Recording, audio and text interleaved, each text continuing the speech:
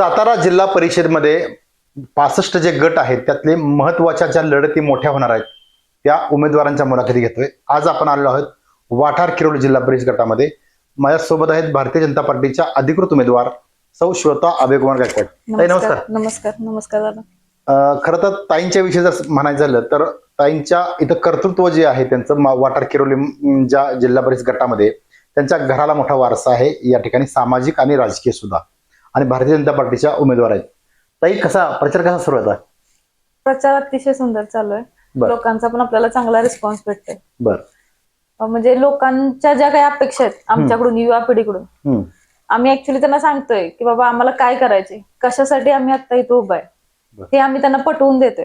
Actually मी अजून आता राजकारणात नवीन आहे, म्हणजे आता ही माझी सुरुवात आहे, त्यामुळे मी त्यांना आश्वासन देऊ शकत नाही. पण मी त्यांना हे सांगितलंय की 8 तारखेनंतर की माझा पूर्ण वेळ हा तुमच्यासाठी असणार आहे.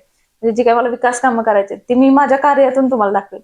म्हणजे मी खोटं आश्वासन देणार नाही. जेवढं माझ्याच्यानं चांगलं करता येईल तेवढं मी सगळ्या गोष्टी चांगल्या पद्धतीने करेन. तुमच्या घराला खूप मोठा सामाजिक राजकीय वारसा आहे आणि तुम्ही आता फिरताय तुम्ही गावोगावी. काय सांगताय लोकांना, महिलांना, आणि काय त्यांच्या काय अपेक्षा वाटतात तुम्हाला त्यांच्याकडून? मूळ मुद्दा असा आहे की तुम्ही जे बोलला तुम्हाला जो सामाजिक राजकीय वारसा घरातून आहे, तर मला हा सामाजिक राजकीय वारसा माहेरून मिळाला पहिला.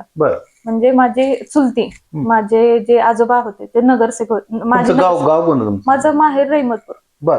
रहिमतपूरचे माझे नगरसेवक माझी चुलती द्वारका अंकुश माने आणि माझे आजोबा गणपती कृष्णा माने, यांच्याकडून मला हा राजकीय वारसा मिळाला. म्हणजे माझे चुलते वगैरे सगळे सल्लागार वगैरे असे, आणि माझे स्वतः वडील हे माझे सैनिक आहेत. आणि लग्न करून आल्यानंतर माझे सासरे सीताराम खाशाबा गायकवाड 10 वर्षात त्या व्यक्तिमत्वानं, म्हणजे आदर्श डोळ्या पुढे ठेवावं असं व्यक्तिमत्व म्हणजे माझे सासरे. म्हणजे गोरगरिबांपासून लहानांपासून सगळ्यांना, म्हणजे निस्वार्थ भावनेने कोणत्याही रुपयाची अपेक्षा न करता समाजासाठी काय चांगलं करता येईल. त्यांचं एक नेहमी बोलणं असतं मला की आपण ज्या समाजात श्वेता राहतो त्या समाजासाठी आपण काहीतरी केलं पाहिजे. म्हणजे समोरच्याकडून अपेक्षा न बाळगता की समाजासाठी काहीतरी चांगलं करावं. आपल्याकडून जे जे चांगलं होता होईल समाजासाठी ते सगळं करावं. विकास कामं म्हणा, लोकांच्या अडी अडचणी आहेत, परत म्हणजे महिलांच्या काही असतात गरजा, त्या फक्त महिलांपाशी कधी कधी बोलू शकतात. परत लहान मुलांच्या अपेक्षा असतात. या सर्व गोष्टींनी मी म्हणजे शिकण्यासारखं घेण्यासारखं भरपूर आहे माझ्या सासऱ्यांच्याकडून. आणि त्याच पद्धतीचे माझे धीर आहेत गणेश सीताराम गायकवाड. त्यांच्याकडेही खूप सामाजिक वारसा त्यांना चांगला भेटलेला आहे. समाजासाठी ते नेहमीच अग्रेसिव्ह असतात. म्हणजे समाजात कुठेही कोणाला काही प्रॉब्लेम आला तर गणेश बापू म्हणजे स्वतः पुढे होऊन सगळ्यांसाठी सगळं करतात. मग ह्या सर्व लोकांना जेव्हा मी बघत होते तेव्हा मलाही कुठेतरी असं वाटलं की आपणही समाजासाठी काहीतरी करू शकतो. त्यामुळे मी या क्षेत्रात उतरलो. भाजपाची उमेदवारी देण्यासंदर्भाच्या हालचाली सुरू होत्या, कारण मी या जिल्हा परिषद गटात मधल्या मला इच्छुक अनेक जण होतं. आमदार मनोज घोरपडे, धैर्यशील कदम किंवा भीमराव पाटील. काय तुमची भावना होती की तुम्हाला ज्यावेळी इंटरव्ह्यूला बोलवलं किंवा तुम्हाला उमेदवारी देतो म्हणून? कारण भाजप हा सर्वात मोठा पक्ष आहे देशातला, अगदी जगातला. काय तुमची भावना होती? माझ्यासाठी हा खूप मोठा म्हणजे सन्मान, म्हणजे माझ्या अपेक्षा, म्हणजे मला एक्सपेक्ट नव्हतं की, म्हणजे ही तर माझी सुरुवात होती. म्हणजे माझ्यापेक्षा जास्त लोक ह्या राजकारणात मुरलेले आहेत. त्यांनी आतापर्यंत राजकारणात म्हणा समाजकार्य खूप केलेलं आहे. पण ह्यातलं मी म्हणते 10% सुद्धा मी आतापर्यंत केलं नाही. पण सध्या परिस्थिती बघता असं मला वाटत होतं की बाबा आपण पण काहीतरी ज्येष्ठ मंडळींच्याकडून शिकावं. त्यासाठी मी आदर्श ठेवला आमचे कुटुंब प्रमुख, आमचे मार्गदर्शक भीमराव काका पाटील आणि आपले आमदार मनोजदादा घोरपडे. म्हणजे आमदार मनोज दादांनी जो संघर्ष केलेला आहे इथपर्यंत पोहोचण्यासाठी, त्यातला मला संघर्ष म्हणजे 0% पण माझ्या बाबतीत नाही झालाय. ह्या सर्व लोकांची पुण्य आहे म्हणून मी आज तुमच्या समोर उभी आहे. बरोबर आहे ताई. खरं तर या जिल्हा परिषद गटाचं नेतृत्व अनेक वेळा आदरणीय भीमराव काकांनी केलं आणि अनेक झाली विकास कामं. मात्र अजूनही कोणती तुम्हाला वाटतात की ही विकास कामं होणं गरजेचं आहे या मतदारसंघामध्ये? विशेषतः काकांच्या बद्दल तर असं आहे की काकांनी आतापर्यंत वाठार गटासाठी खूप त्याग केलेला आहे. वाठार गटासाठी म्हणजे त्यांचं पहिलं आदर्श हा डोळ्यासमोर आहे की बाबा लहानांपासून मोठ्यांपर्यंतच्या छोट्यातल्या छोट्या अडचणी त्यांनी सोडवलेल्या आहेत. म्हणजे वाठार गटाला काही कमी पडणार नाही अशी त्यांनी तरतूद करून ठेवलेली आहे. यावेळेस मला असं आवर्जूनही सांगावं असं वाटतं, म्हणजे विकास अण्णा गायकवाड आपले वाठारचे, त्यांनी ऍक्च्युली भाजपाचं जी सुरुवात आहे ती विकास अण्णांनी केलेली होती. आणि विकास अण्णांचं पण ह्यामध्ये खूप मोठं श्रेय आहे. म्हणजे जो विकास अण्णांनी मनाचा मोठेपणा दाखवून आणि ताईंनी मनाचा मोठेपणा दाखवून जी उमेदवारी मला दिली त्याबद्दल मी त्यांचे आयुष्यभर ऋणी राहणार आहे. म्हणजे त्यांचे जे उपकार आहेत माझ्यावरती ते मी कधीच फेडू शकत नाही आणि मी ते आयुष्यभर लक्षात ठेवणार. विकास अण्णांनी मला अतिशय प्रेमाला सांगितलं, बाबा मी तुझ्या मागं खंबीर भावाप्रमाणे उभे आहे. आणि तो त्यांनी शब्द पाळला आणि माझ्यासाठी अर्ज मागा घेतला.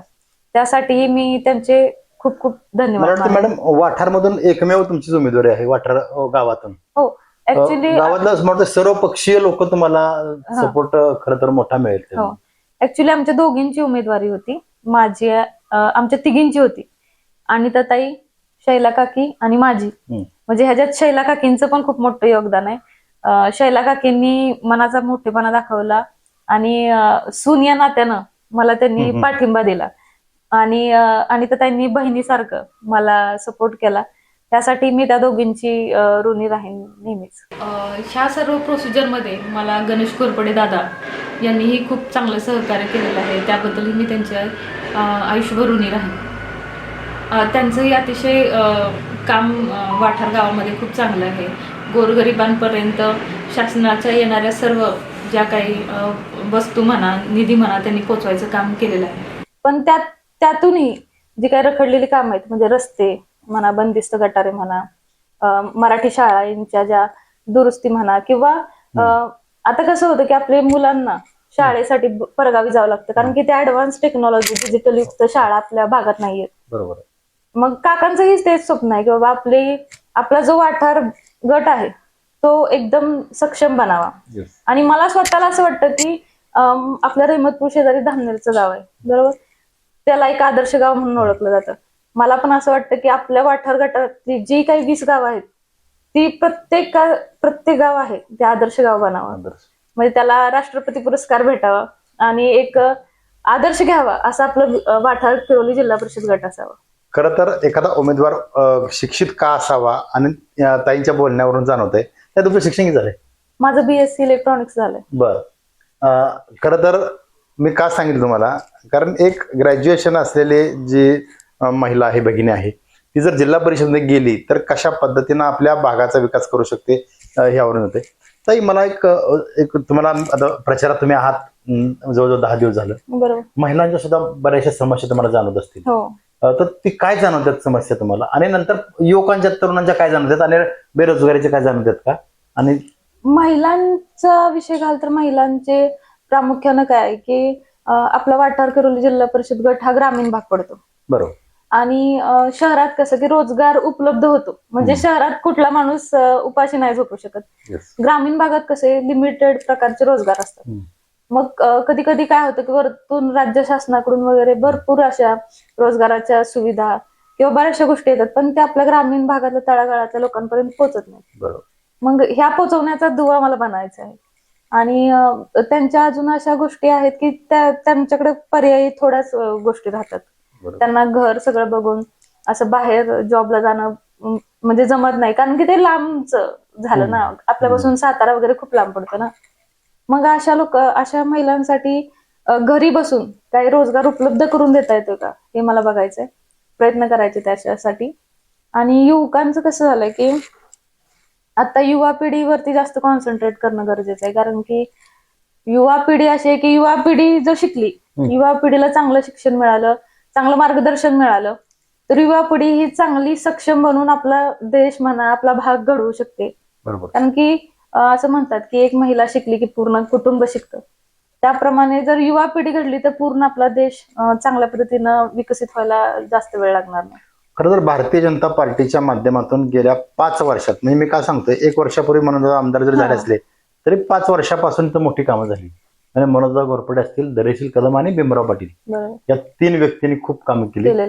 तर ती कामं काय तुम्हाला निदर्शन येत आहेत? तुम्ही आता गावोगावी जाताय, बऱ्यापैकी ही केलेलं आहे. रस्ते असतील किंवा विविध विकास कामं असतील किंवा पाण्याचा प्रश्न सुद्धा असेल, मी आतापर्यंत जेवढ्या गावात पोहोचलेले आहेत त्याच्यातून मला असं जाणवलं की नागझरी जो भाग होता त्यांचा पाण्याचा खूप मोठी अडचण होती. म्हणजे त्यांना नागझरीतल्या लोकांना असं बोलण्यात आलं होतं की पाणी पोहोचू शकत नाही. पण आमदार मनोज दादा यांनी म्हणजे जो काही त्यांचा प्रयत्न होता तो सोडला नाही. शेवटी त्यांनी ते नागझरीपर्यंत ते पाणी पोहोचवलंच. म्हणजे थोडक्यातून हे शिकायला भेटलं ह्या गोष्टीतून की बाबा कुठलीच गोष्ट अशक्य नाहीये. जर एक ती गोष्ट मनात आणली तर आपण ती करू शकतो. बरोबर आहे. खरं तर तुम्ही तर जिल्हा परिषद साठी तुम्ही स्वतः आहात, म्हणजे श्वेता अभयकुमार गायकवाड, तुमचे दोन्ही गणातले उमेदवार कोण आहेत आणि ते कशी यंत्रणा चालू आहे तुम्ही थोडं प्रेक्षकांना सांगा. आता वाठार गणातून गट म्हणजे तुमचं तुम्ही वाठार गटातून मी श्वेता अभयकुमार गायकवाड आणि वाठार गणातून संध्याताई मलवडकर, संध्या सुनील मलवडकर तासगाव गावातून उभे आहेत. आणि आपले आरवी गणातून पिंपरी गावातले अनंत तात्यासाहेब साबळे हे उमेदवार म्हणून उभे. खरं तर तुम्ही आता ही मुलाखत अनेक हजारो लोक बघणार आहेत. खरं तर तुम्ही मतदारांना काय आव्हान कराल तुम्ही तुमच्या आमच्या माध्यमातून मतदारांना मी फक्त एवढंच आव्हान करू शकते की आता वेळ आहे बदलायची. आता वेळ अशी आहे की युवा पिढीकडे नेतृत्व देण्याची. कारण की युवा पिढी सक्षम तेव्हाच बनू शकते तेव्हा त्यांना ज्येष्ठ मदत करू शकतात. कारण की आम्हाला अनुभव कमी आहे, आम्हाला म्हणजे मार्गदर्शन कमी आहे.